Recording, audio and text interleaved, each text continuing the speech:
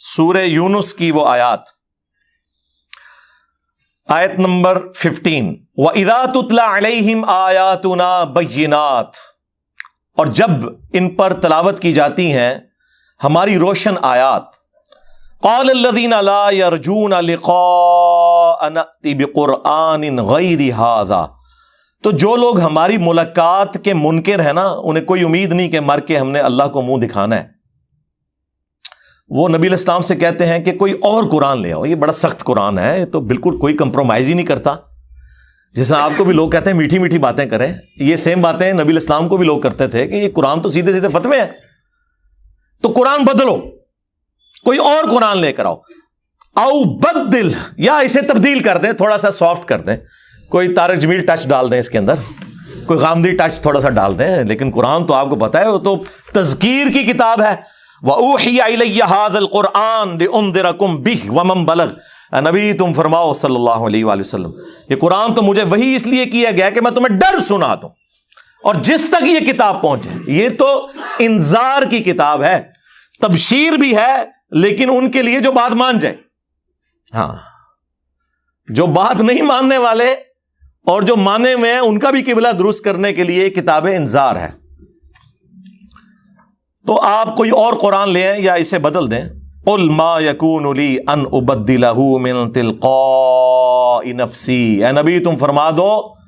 کہ مجھے تو کوئی اختیار حاصل نہیں کہ میں اپنی خواہش نفس سے اس قرآن کو بدل دوں۔ مفتی صاحب کہہ رہے ہیں کہ رسول اللہ کے قدموں سے قرآن ملا، اور اللہ تعالیٰ یہ فرما رہا ہے کہ نبی تم فرما دو کہ مجھے تو کوئی اختیار ہی نہیں کہ میں اس کتاب کو بدل دوں۔ اور یہاں بات ختم نہیں ہوئی، ان اتبع الا ما یوحى الی، میں تو خود پابند ہوں اس وحی کا جو اللہ کی طرف سے مجھ پر آتی ہے۔ اس کتاب کو بدلنے کا کہہ رہے ہو،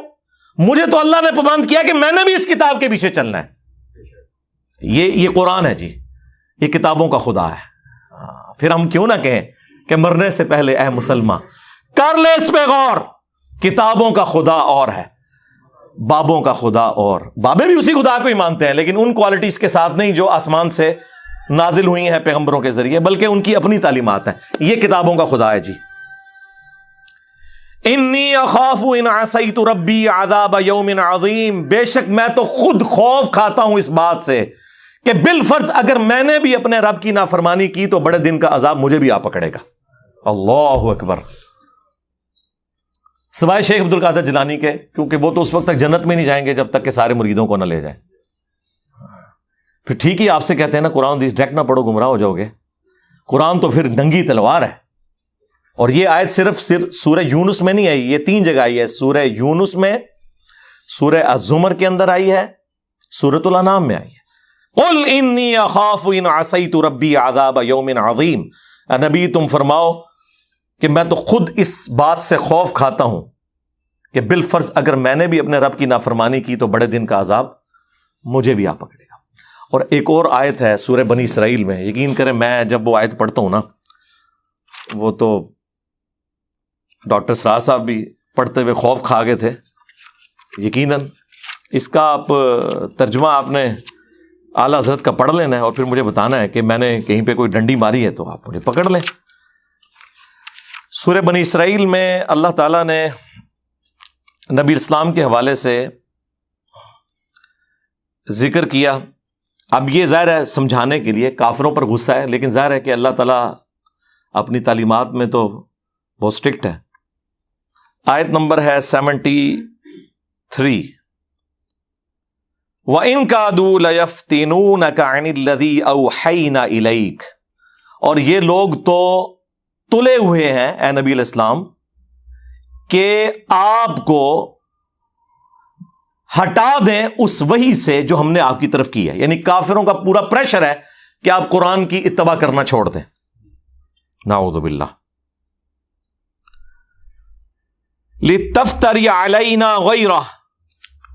تاکہ آپ ہماری طرف کوئی جھوٹی بات منسوب کر دیں، وہی جو سورہ یونس میں آیا تھا نا کہ قرآن کو بدلو یا کوئی اور قرآن لے کر آؤ، اسی کی ایکسپلینیشن ہے کہ یہ بھی تلے ہوئے ہیں کہ آپ اس وحی سے ہٹ جائیں اور کوئی اپنی طرف سے بات بنا کے ہماری طرف منسوب کرتے ہیں۔ وَإِذًا لَاتَّخَذُوكَ خَلِيلًا، اور اگر ایسا ہو جائے تو پھر یہ آپ کو دوست بنا لیں گے کہ ہاں جی بالکل ٹھیک ہے، اس طرح نہیں گلاں کرو نا، کوئی کمپرومائز کرو، ٹھیک ہے جی، ایک کیوں یا کچھ اپنی مانے کچھ ہماری منوائیں۔ وَلَوْلَا أَن ثَبَّتْنَاكَ، اور اے نبی اگر ہم آپ کو ثابت قدم نہ رکھتے، اللہ نے اپنی طرف منسوب کیا، لَقَدْ كِدتَّ تَرْكَنُ إِلَيْهِمْ شَيْئًا قَلِيلًا، تو یقیناً آپ بھی کچھ نہ کچھ کافروں کی طرف جھک ہی جاتے، یعنی گمراہ نہیں ہو جاتے،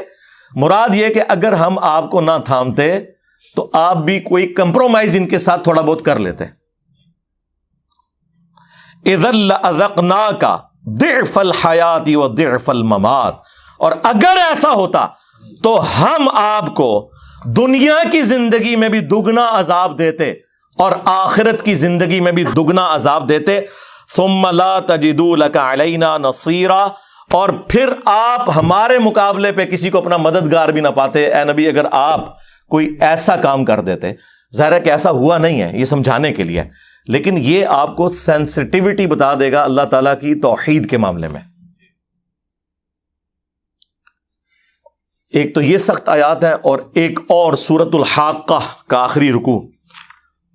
میں نے جب پہلی بار پڑھا تھا تو میں ہل گیا تھا کہ یار دیکھیں یہ بھی تو قرآن میں آیات تھی نا، اور ان آیات کی تلاوت، وہ بارِ شریعت میں لکھا ہوا ہے کہ اس قسم کی جو آیات ہے نا،